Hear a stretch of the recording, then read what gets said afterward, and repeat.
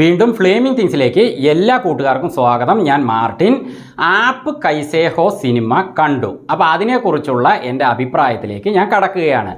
അപ്പോൾ ആദ്യം ഈ സിനിമയിൽ നല്ലതായിട്ട് തോന്നിയ കാര്യങ്ങൾ ഞാൻ പറയുകയാണ്. അതിനുശേഷം ഈ സിനിമയിൽ എനിക്ക് ഇഷ്ടമാകാത്ത കാര്യങ്ങളും പിന്നെ അവസാനം ഈ സിനിമ എങ്ങനെയായിരുന്നു എന്നതിലേക്കും ഞാൻ പറയാം.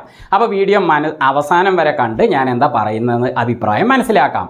അപ്പോൾ വീഡിയോയ്ക്ക് ഒരു ലൈക്ക് കൊടുക്കാൻ മറക്കരുത്. അതുപോലെ ഈ ചാനൽ സബ്സ്ക്രൈബ് ചെയ്തിട്ടില്ലാത്തവർ സബ്സ്ക്രൈബ് ചെയ്യുക. അപ്പോൾ ഞങ്ങളുടെ വീഡിയോകൾ യൂട്യൂബിൽ പെട്ടെന്ന് നിങ്ങൾക്ക് ലഭിക്കുന്നതാണ്.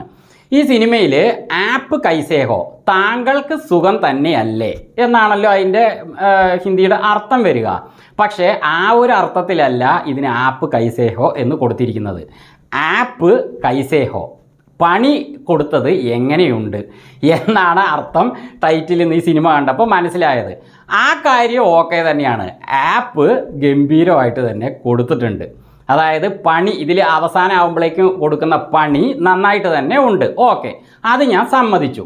പിന്നെ അതേപോലെ തന്നെ ഈ സിനിമയിൽ ഒരു കേസ് ഒരു പോലീസ് സ്റ്റേഷനിൽ എത്തിക്കഴിഞ്ഞാൽ ആ കേസുമായി ബന്ധപ്പെട്ടവർ ആ കേസിൽ ഉൾപ്പെട്ടിട്ടുണ്ടെങ്കിലും ഇല്ലെങ്കിലും, അതായത് അവർ തെറ്റ് ചെയ്തിട്ടുണ്ടെങ്കിലും ഇല്ലെങ്കിലും, ചില പോലീസുകാർ അവരിൽ നിന്ന് മാക്സിമം അതിനെ പറഞ്ഞ് ഇത് ഭയങ്കര കേസായി മാറും, നിങ്ങൾ കഠിന തടവെടുക്കേണ്ടി വരും, ചിലപ്പോൾ തൂക്കിക്കൊല്ലുക പോലും ചെയ്യുന്നൊക്കെ പറഞ്ഞ് പേടിപ്പിച്ച് അവരിൽ നിന്ന് കുറേ ക്യാഷ് തട്ടിപ്പറിച്ച് കോംപ്രമൈസ് ആണെന്നൊക്കെ പറഞ്ഞ് തട്ടിപ്പറിക്കാൻ ശ്രമിക്കും.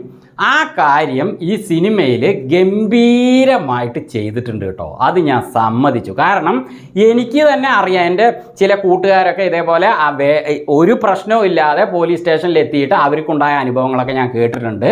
പിന്നെ നിങ്ങൾക്കും അറിയാം, പോലീസ് സ്റ്റേഷനിൽ പോയവർക്കൊക്കെ കയറിയവർക്കൊക്കെ ഇത്തരം കോംപ്രമൈസുകളൊക്കെ അവിടെ കണ്ടിട്ടുണ്ടാവും. ഞാൻ എല്ലാ പോലീസുകാരെയും പറയുന്നില്ല കേട്ടോ, എല്ലാവരും അല്ല, ഒരേ പോലീസ് സ്റ്റേഷനിൽ തന്നെ ഇങ്ങനെയുള്ള സ്വഭാവക്കാരും ഉണ്ടാവും, നീതിയോടെ പ്രവർത്തിക്കുന്നവരും ഉണ്ട്. അതാണ് സത്യം. അപ്പോൾ പോലീസുകാരാണ് ഈ സിനിമ കാണുന്നതെങ്കിൽ തീർച്ചയായിട്ടും അവർ തങ്ങളെക്കുറിച്ച് ഓർത്തോ, അതായത് അവരങ്ങനെയാണെങ്കിൽ അവരെക്കുറിച്ച് ഓർത്തോ, അല്ലെങ്കിൽ അവർക്ക് അറിയാവുന്ന മറ്റ് പോലീസുകാരിൽ ഈ സിനിമയിൽ കാണിക്കുന്ന പോലത്തെ അവസ്ഥകൾ ഉണ്ടെങ്കിൽ അവരെക്കുറിച്ച് ഓർത്തോ ചിരിക്കാതെ ഈ തിയേറ്ററിൽ നിന്ന് പുറത്തിറങ്ങില്ല. അല്ലെങ്കിൽ മറ്റൊരു കാര്യം കൂടി പറയാം, എങ്ങനെയൊക്കെ പിടിച്ചുപറി നടത്താം എന്ന് ആഗ്രഹിക്കുന്ന ഏതെങ്കിലും പോലീസുകാരുണ്ടെങ്കിൽ അവർക്കൊരു നല്ല പരിശീലന ക്ലാസ്സാണ് നമ്മുടെ രമേശ് പിഷാരടിയുടെ ആ കഥാപാത്രം. പുള്ളി ഗംഭീരമായിട്ട് ചെയ്തിട്ടുണ്ട്. അതേപോലെ അജു വർഗീസ്, രണ്ടുപേരുമാണ് ഈ തട്ടിപ്പറി കാര്യങ്ങൾ ചെയ്യുന്നത്. അതിൽ അജു വർഗീസ് നന്നായി ചെയ്തിട്ടുണ്ട് കേട്ടോ. പക്ഷേ ഒന്നുകൂടി എടുത്തു പറയാനുള്ളത് നമ്മുടെ രമേശ് പിഷാരടിയാണ്. അങ്ങേരെ അവസാനം വരെയും ആ ഒരു കാര്യത്തിൽ ഈ സിനിമയിൽ മിന്നിയിട്ടുണ്ട് കേട്ടോ. അത് ഞാൻ സമ്മതിച്ചു, അത് ഓക്കെ.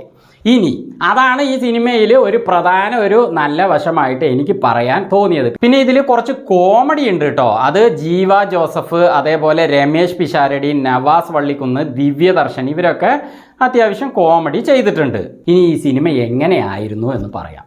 ധ്യാൻ ശ്രീനിവാസൻ ഈ സിനിമയുടെ പ്രമോഷൻ വീഡിയോകളൊക്കെ ചാനലുകൾ തോറും കയറി ഇറങ്ങുമ്പോൾ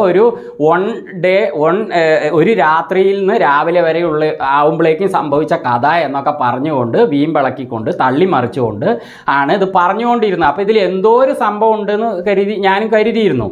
അപ്പോൾ സ്വന്തം അച്ഛൻ ശ്രീനിവാസൻ ചേട്ടനോട് ഇതിനെക്കുറിച്ച് പറഞ്ഞപ്പോൾ അദ്ദേഹവും ഇതിന് സമ്മതം മുഴക്കി എന്നാണ് ഇദ്ദേഹം പറഞ്ഞത് പ്രമോഷൻ വീഡിയോകളിലൊക്കെ.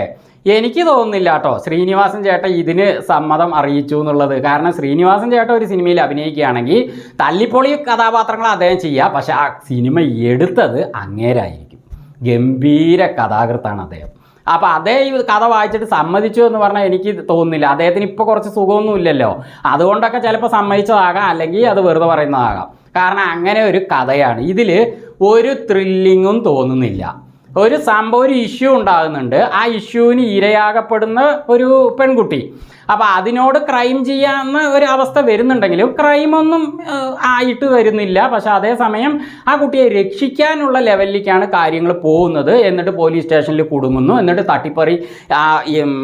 ആ കേസിൽ കുടുങ്ങിയവരോട് തട്ടിപ്പറിക്കാൻ ശ്രമിക്കുന്നു പണം. അപ്പോൾ ശരിക്കും എന്താണ് സംഭവിക്കുക?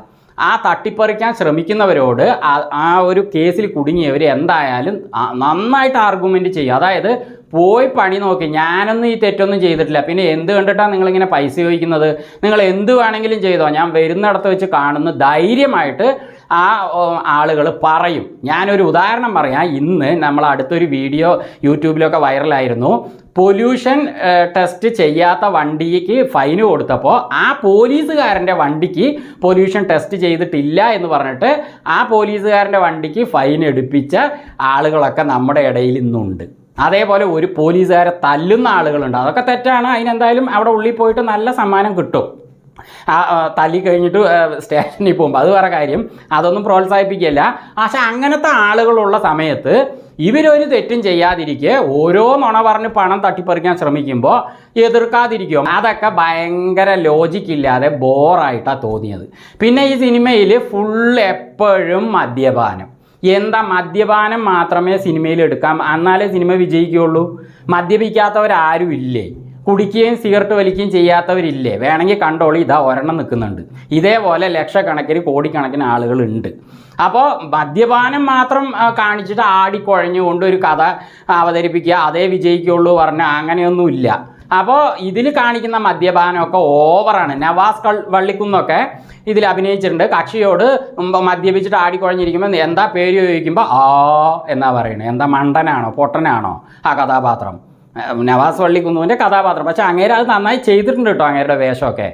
അപ്പോൾ സിനിമയ്ക്ക് ഒരു ത്രില്ലിങ് പോരാ, കഥയൊരു സുഖമില്ല, തിരക്കഥ പോരാ. പിന്നെ ധ്യാൻ ശ്രീനിവാസനൊന്നും അത്രയ്ക്ക് അഭിനയിക്കാനുള്ള ഒരു എന്താ പറയുക സിറ്റുവേഷൻ ഈ സിനിമയിൽ അങ്ങനെ ഇല്ല. അതാണ് സത്യം.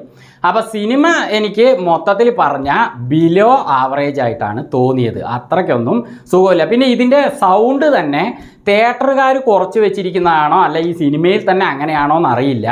പതുക്കെ സംസാരിക്കുന്ന പോലെയുണ്ട്. ധ്യാൻ ശ്രീനിവാസനൊക്കെ സംസാരിക്കുമ്പോൾ ചെവി കൂർപ്പിച്ച് എന്താ പറയുന്നതെന്ന് കേൾക്കേണ്ടി വരുന്നുണ്ട്. എന്തായാലും ബിലോ ആവറേജ് സിനിമയാണ് ഇത്. സിനിമ കണ്ടിട്ട് എനിക്ക് സത്യം പറഞ്ഞാൽ എനിക്ക് ഇഷ്ടമായില്ല. പിന്നെ ബിലോ ആവറേജ് എന്ന് പറയാൻ കാരണം എന്താണെന്ന് വെച്ചാൽ ഇതിലെ ആ തട്ടിപ്പറി ഭാഗമൊക്കെ രമേശ് പിഷാരടിയും അജു വർഗീസും നന്നായി ചെയ്തിട്ടുണ്ട്. പിന്നെ അവസാനം ഒരു ഗുണപാഠം എന്ന ലെവലിൽ ഈ സിനിമ പോകുന്നുണ്ട്. അതെനിക്ക് ഇഷ്ടമായി. അല്ലാതെ ബാക്കി കാര്യങ്ങളൊന്നും ഈ സിനിമയിൽ പോരാ.